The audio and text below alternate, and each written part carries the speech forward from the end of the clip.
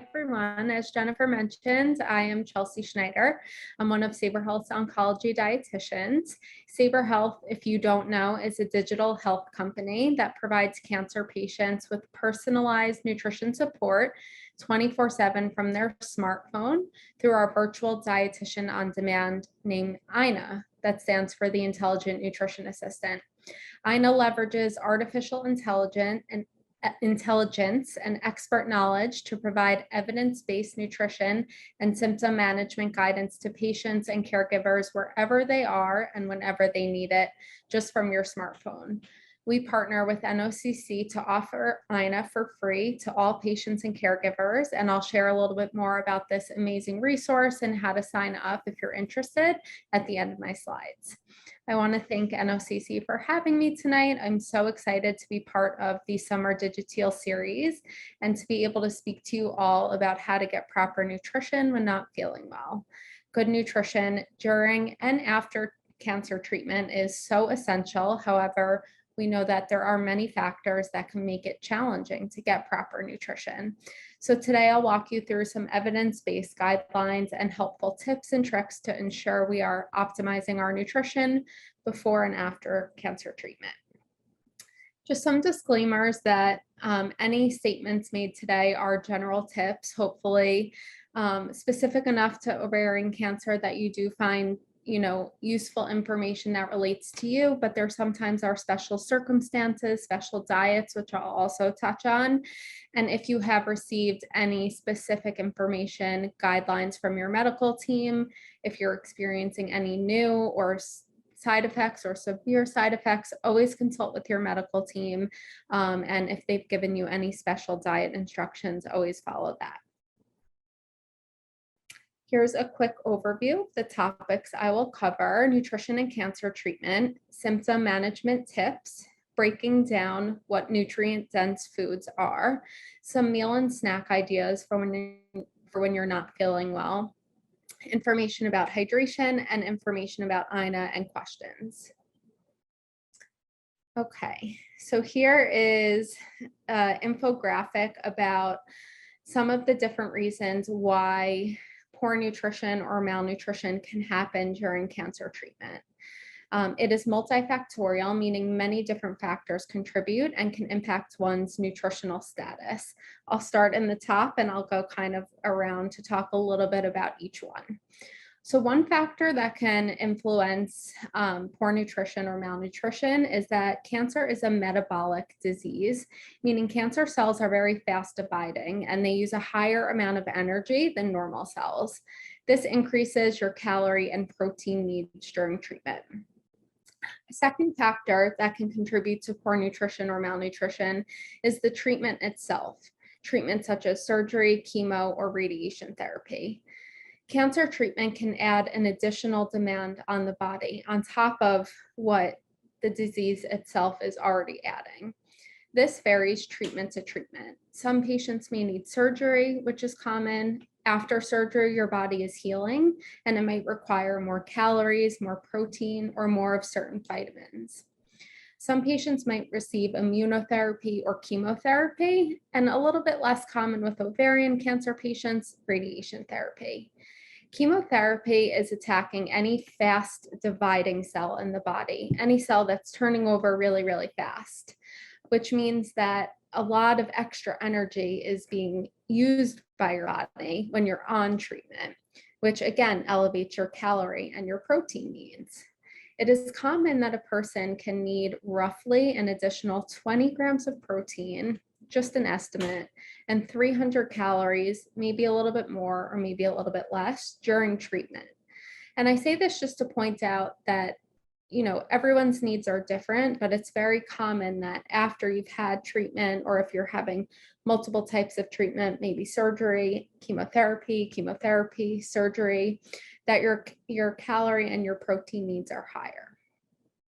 The third factor that can contribute to poor nutrition during treatment are the side effects of treatment. Side effects vary based on your treatment regimen, based on each and every person, however, often include decreased appetite, GI side effects, nausea, vomiting, constipation, diarrhea, oral changes that can occur, dry mouth, taste changes, all things that can contribute to you having changes in your nutritional status, and it might make it harder to get these extra calories and protein. Many patients may also experience pain, bloating, ascites, all things that can influence your appetite as well. The fourth factor that can contribute to poor nutrition is the emotional changes and concerns that come along with a cancer diagnosis. Anxiety, stress, depression, financial restraints, all can contribute to appetite changes or cause unintentional weight loss. And I know NOCC has amazing resources to support you. So certainly reach out to them if this is impacting you. And lastly are the medications that you might have to take with your treatment. A nausea medicine, a pain medicine, those can sometimes cause constipation and change your nutrition, decrease your appetite. So there are multiple different factors here that overall can contribute, but many which are addressable, and we'll talk a little bit more about that now. Just want to highlight the importance of nutrition. I think, we all have heard this many, many, many times, but there's so much research that really says that nutrition is one of the key things that can help support you during treatment. And I always like to tell my patients that nutrition is something you can control during treatment, and it's something that you can hone in and focus on and say, create some goals for yourself. You can control what's going in your mouth, how you're, working through managing your symptoms with changing recipes, changing foods that are in your fridge. So it's a useful tool, and the research is there to support that adherence to treatment is better when you're eating well. Survival and quality of life are improved when you have good nutrition, and symptom burden can be decreased when you're eating well. I'll talk a little bit more about this later, but for an example, hydrating very well, getting enough fluids in can help decrease your feelings of nausea. It can help manage constipation and diarrhea. It can help keep your blood work healthy so that you can have your next treatment. So all ways that, you can work on your nutrition and really help support your body and be involved in all of these different things during treatment. Sorry, my break for some water. And one key to good nutrition is symptom management. So symptom management is an effective tool in helping you to optimize your nutrition during treatment. Each symptom of cancer treatment is addressable with a list of foods that you should either eat more of or limit for these particular side effects. This will vary person to person, and food preferences will vary as well, but hopefully this will give you an overview of if you're having X side effect, these certain foods are the best things for me to eat in that moment, those few days, and these are the foods to avoid. So for nausea and vomiting, it is recommended to try to eat, foods that you would imagine, foods that are lighter, starchier, easier to tolerate. I really like to recommend overnight oats because sometimes cool or cold foods are a little bit more soothing in the morning if you wake up nauseous, and they're already ready to go when you wake up. Ina has a lot of recipes for overnight oats. And we could talk a little bit more about that at the end. Fruits that are tart, like green apples, green grapes, or fruits that have a lot of water might be soothing, like watermelon. Tart flavored yogurts. Sometimes I recommend that my patients buy a lemon yogurt or maybe an acai berry yogurt that's a little more tart. That might be easier to tolerate than a typical sweet yogurt, like a vanilla flavor if you're feeling nauseous. Ginger in any form. But my favorite recommendation is ginger cookies because you get the benefit of ginger, which is very helpful for nausea. And then you also get the benefit of starch, which helps to settle your stomach. Jello, which is high in water, so very hydrating, easy to eat, soothing. Bone broth, same properties as Jello, and sometimes popsicles as well. Things that you should limit if you're having nausea or vomiting would be fried or greasy foods, things that are spicy, or anything acidic. Even if you're someone who drinks orange juice in the morning or in the afternoon, switching to apple juice, something a little bit more mild or less acidic. Maybe even having a ginger tea can help you to manage that nausea during the day. Constipation is another common side effect. And if you're experiencing constipation, you should be focusing on high fiber foods. So dried fruits like apricots, figs, prunes, even having one or two in between your meals throughout the day can help you add some fiber, maybe adding it to oatmeal or yogurt.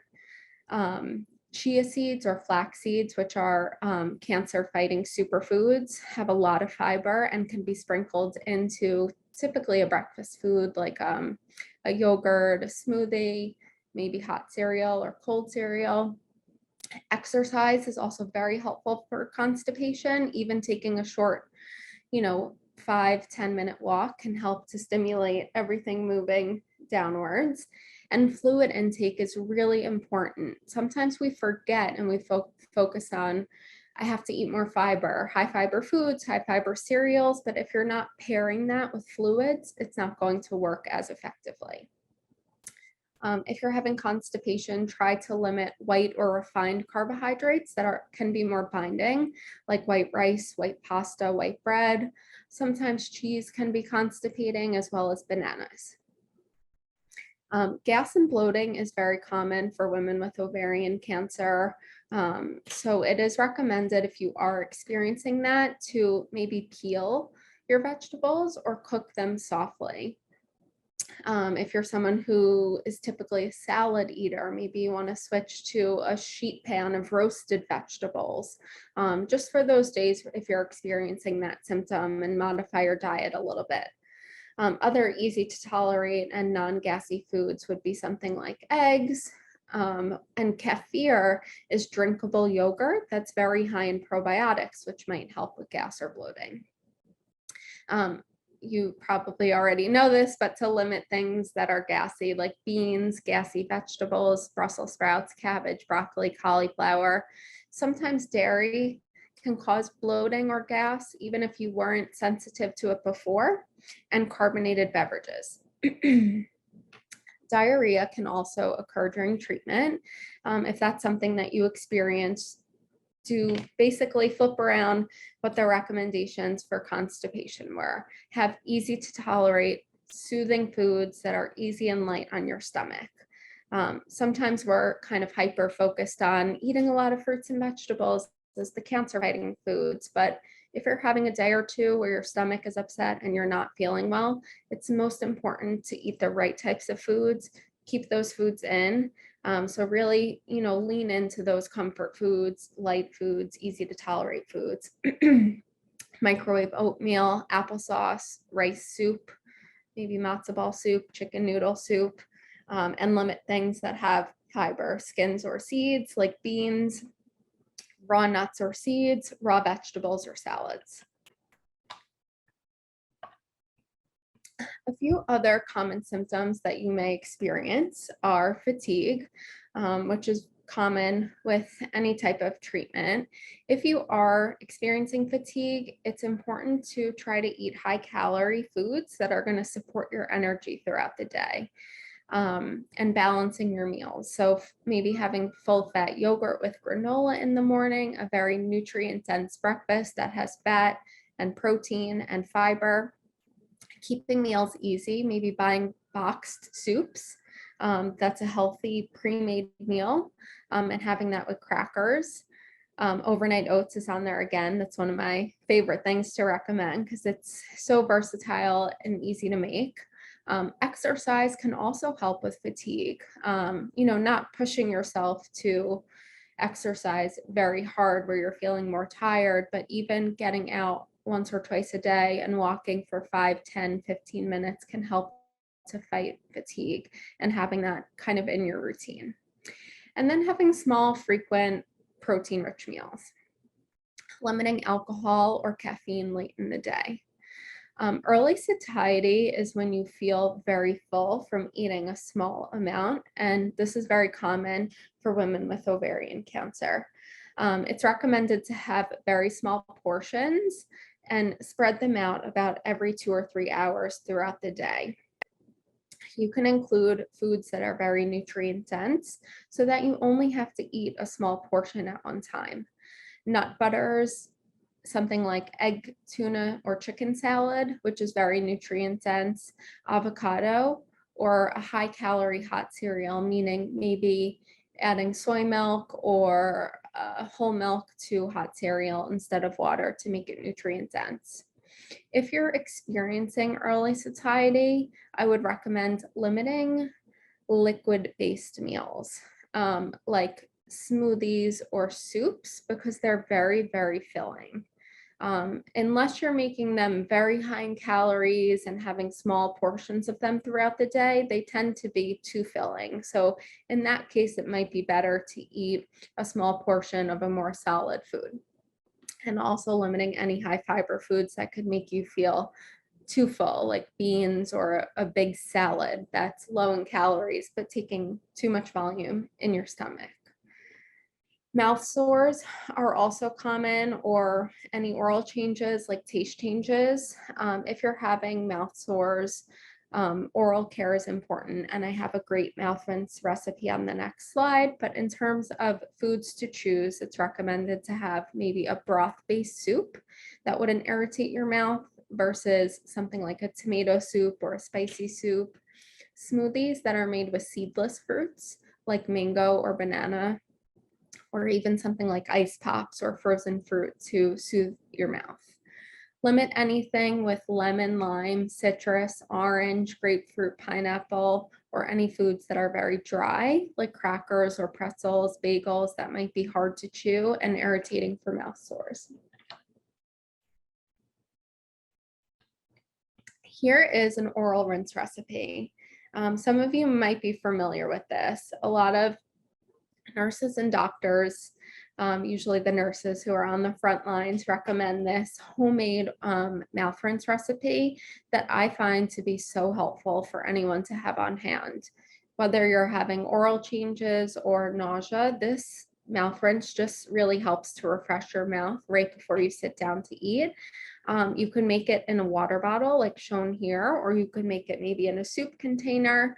But all you have to do is mix together baking soda, salt, and warm water, which are simple ingredients that most people have in their pantry. And it makes a very mild mouth rinse that can help with taste changes, metallic taste, mouth sores, or like I said, even feelings of nausea before and after a meal. Okay.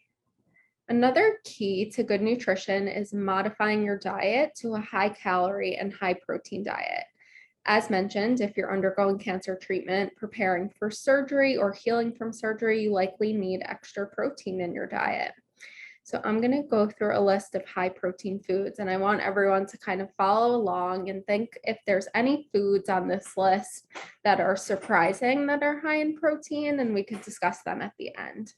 Or maybe foods that you like and you don't necessarily cook at home and you want to incorporate more in your diet. So some high protein foods are grains like orzo and quinoa, which vary but can have at least 5 grams of protein for every cup. Eggs, nuts and seeds, unsweetened nut butters, and I put unsweetened here just to highlight the fact that things like peanut butter and almond butter, cashew butter can be made with a lot of extra sugars, oils, and ingredients that are not really necessary. They're so delicious on their own. So that's one way where you can cut down on something with added sugar and really still benefit from the taste and the nutrition. And very, very high in plant-based protein. Bone broth, which is just like chicken broth or beef broth, but the bones have been simmered down for many hours.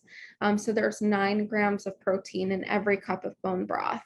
So if you're cooking any soups at home, if you're cooking grains that require water or broth, or even if you're looking for something to increase your hydration and increase your protein. Bone broth is a really great one to keep at home.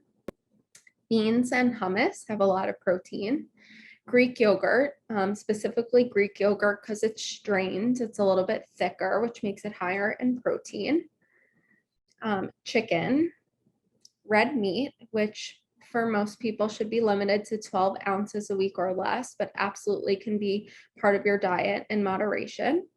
Legumes or legume pasta. I don't know if anyone's ever tried any chickpea pasta, lentil pasta, black bean pasta. There's so many different varieties, but those can be a really good way to sneak in extra protein, because I think of pastas as kind of like a comfort food. So if you're choosing a chickpea pasta, you can have a simple and comforting meal, maybe on a day where you're not feeling well, but still get a lot of protein out of it. Protein powders, which can be added to shakes or smoothies. Whole soy foods like tofu, edamame, and soy milk have a lot of protein, and fish.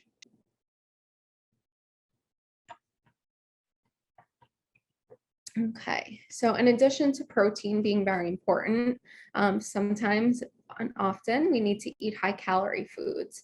High calorie foods are typically avocado, butter, baked goods, which I specifically put here because things like muffins or croissants are typically made with more butter. So if you're looking to add more calories to your diet, you can swap maybe your traditional sandwich bread for a croissant, or have eggs on a croissant in the morning instead of eggs with toast. It might be a fun way to incorporate some more high calorie foods into your diet. Granola, which is a healthy high calorie food, typically made with oats, oil, nuts and seeds. Shakes and smoothies can be very high in calories if they're made with high calorie ingredients. Full fat dairy, milk, cheese, yogurt, ice cream, sour cream, ricotta. I think typically most people tend to buy things like low-fat yogurt or non-fat yogurt when they go to the store, but sometimes if you're undergoing treatment, appetite's not great, or you're having early satiety, weight loss, it is better to choose full-fat yogurts and full-fat milks to get those extra calories. Oily fish or fish packed in oil. Oily fish, I mean something like a salmon that's high in healthy fats. And fish packed in oil could be buying something like tuna in oil instead of tuna in water. It's a little bit higher in calories. Nuts, seeds, and nut butters, which are on the previous slide as well. And then any oils, so olive oil, canola oil, avocado oil. If you're preparing something like a potato, pasta, veggies, you can add a tablespoon of extra olive oil to that to add an extra 120 calories to your meal. Okay.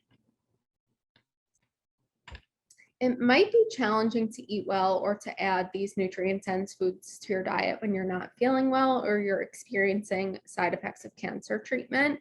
But here are some ideas for easy meals and snacks to make when you're not feeling well.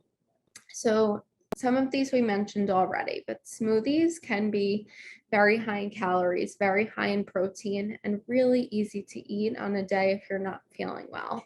I always recommend choosing frozen fruits because they make a smoothie very creamy and they won't turn bad in the fridge, and they're just as healthy as fresh fruits.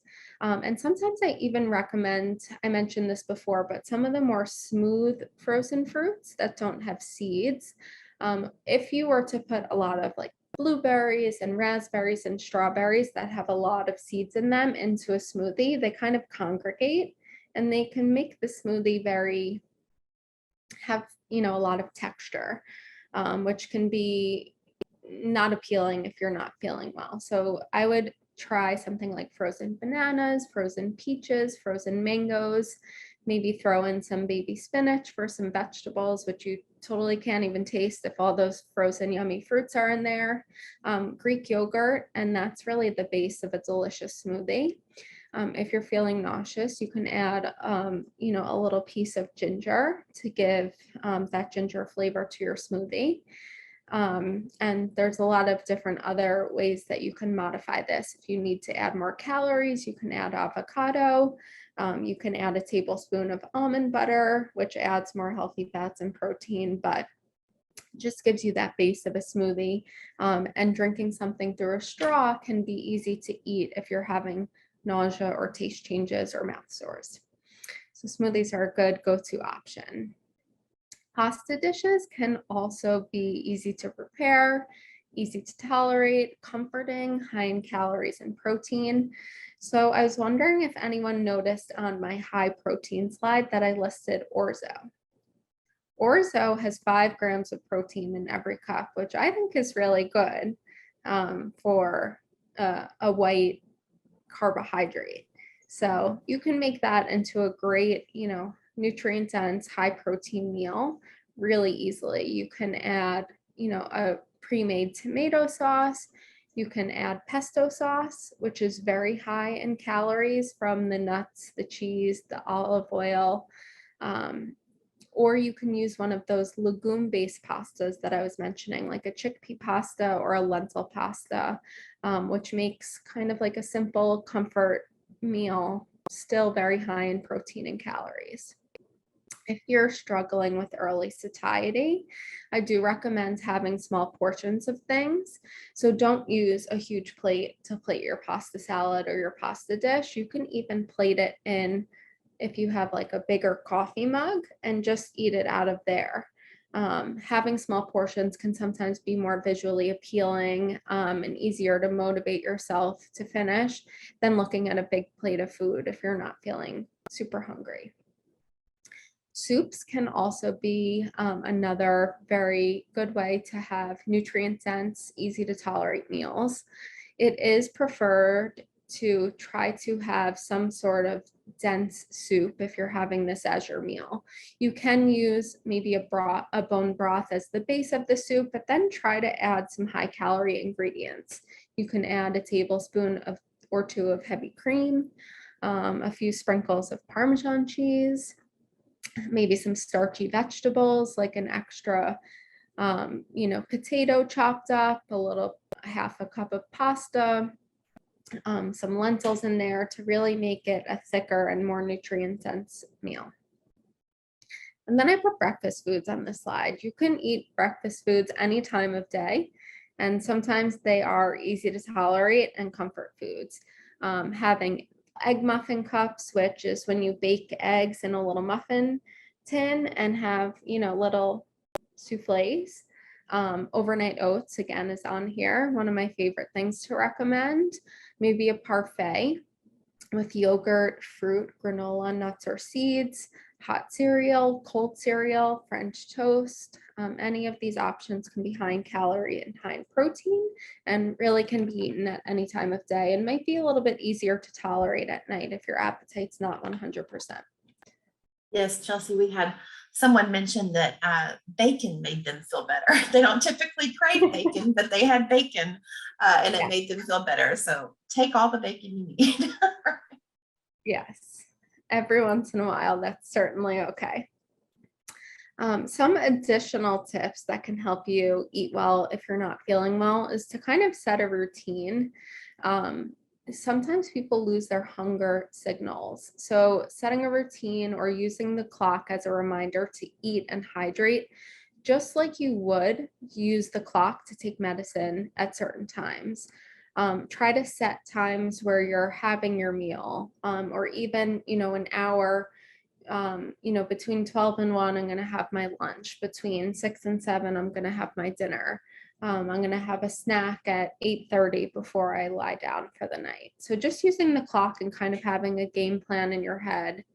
Or if you're taking the approach of smaller frequent meals, really using the clock to remind yourself every 2 to 3 hours to have another snack. Having small frequent meals with sips of fluids in between, really hydrating more in between your meals and separating out your meal time and your hydration time can help, and eating more when your appetite is best. Sometimes my patients say that their appetite starts out really strong throughout the day and can get a little worse as the day goes on. So have a huge breakfast, have a really big breakfast, have a great snack in the morning. And if you're not that hungry at night, like I said, maybe have a breakfast food or just have a smoothie. It's okay to kind of alter your routine from the normal breakfast, lunch, and dinner if that's not working for you anymore. Okay, proper hydration. This wouldn't be a nutrition discussion if we didn't talk about proper hydration. It is so essential during treatment. Being well hydrated can help minimize side effects like nausea, vomiting, fatigue. It can help you tolerate treatment better. Sometimes chemotherapy medications can be renal toxic, meaning they can affect the kidneys if you're not drinking enough fluids to flush the medications out. So it's really important to hydrate very well during treatment. Adequate hydration can help with things like constipation and diarrhea. It can help you to maintain adequate blood volume and circulation. It can help with dry mouth and dry skin. So many important reasons why you should stay hydrated. Most patients need at least 2 to 3 liters of fluids per day, unless you're on a fluid restriction for some reason. So it's very important to pay attention to how much you're drinking. Typically, patients do not need to drink sports drinks unless recommended by a doctor, or if you're having a day where you're not feeling well, maybe diarrhea or vomiting and need to replenish electrolytes. But typically, it's best to drink plenty of water, unsweetened beverages, things like flavored seltzer, diluted fruit juice, or a little bit of unsweetened coffee or tea. Some tips if you are not meeting your hydration needs is to carry a water bottle with you wherever you go. Keep it on the top of your mind. Keep a glass of water on your nightstand and drink it before your feet hit the floor in the morning. Instead of just taking a sip with your medications, aim for a little bit more, like a half of a glass, and incorporate foods into your diet that help increase your fluid status. Things like watermelon have a lot of fluid in it, Jell-O, soups, smoothies, bone broth, yogurt, popsicles, ice cream, all count toward your hydration goals for the day.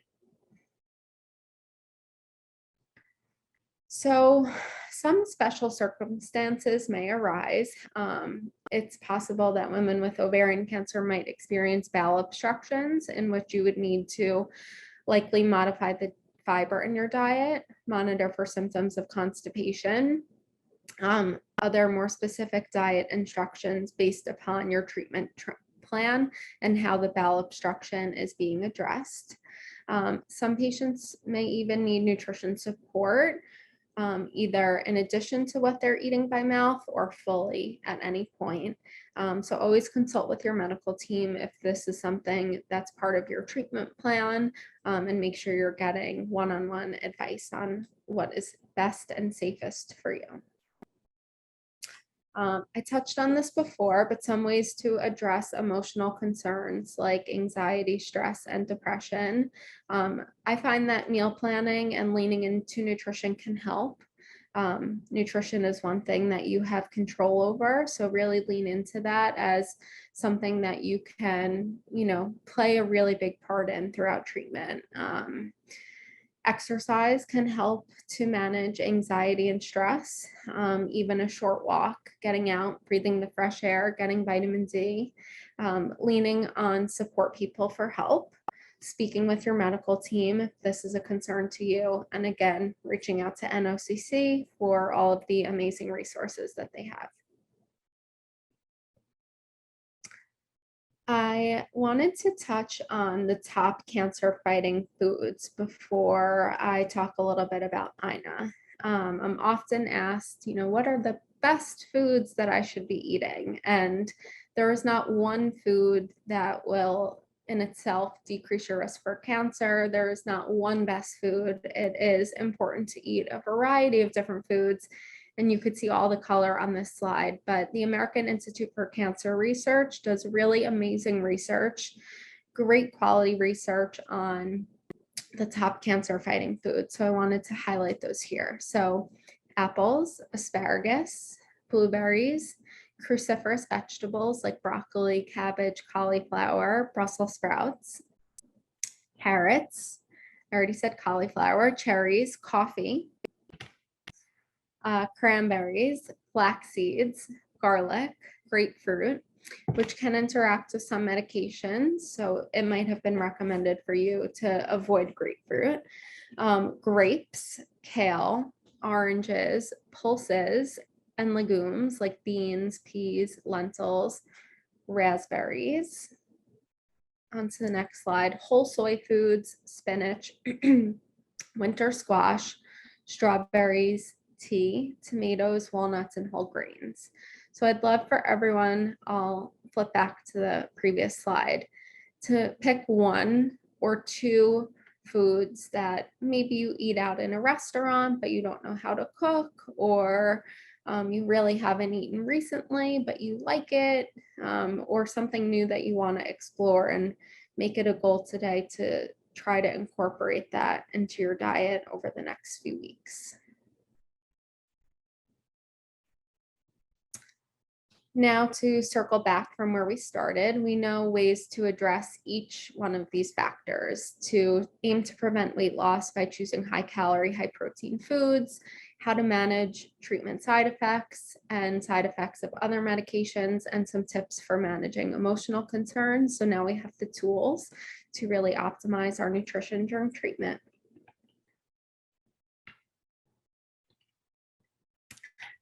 So this is Ina. For anyone who hasn't used Ina, she gives personalized nutrition guidance and interventions 24/7 on demand via SMS text message. So anyone with a phone can sign up for Ina. Ina was developed by a team of oncology dietitians like myself, nurses, and doctors. She relies on scientific literature and clinical best practices to provide interventions to help patients and caregivers. Even if you have a dietitian, Ina can be a complement to your dietitian and your medical team. Ina is always safe, secure, and free.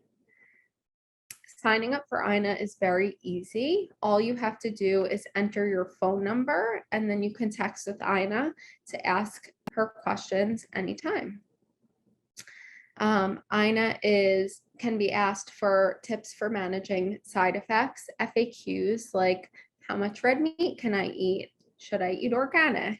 And for recipes as interventions, or even healthy survivorship recipes. Maybe I heard that Brussels sprouts are a top cancer fighting food. Can you share a great recipe for me, or an easy recipe for me to make at home?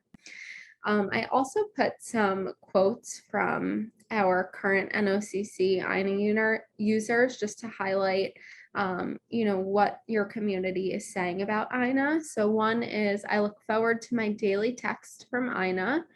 She seems to brighten my day. Sometimes she's my only text, and I feel like someone up there is checking up on me. She has great suggestions and yummy recipes. The next is, Ina has been extremely helpful in getting useful ideas and tips on how to better navigate through my chemotherapy. And lastly, I am completely satisfied with my overall experience with Ina. I like the quick responses to my issues. So here is the website if you'd like to sign up for Ina. If you have any additional questions about this resource, you can ask Jennifer or myself at help@Savor Health. But we're really happy to partner with NOCC to offer this resource for any patient and caregiver who has questions or needs more support. Thank you.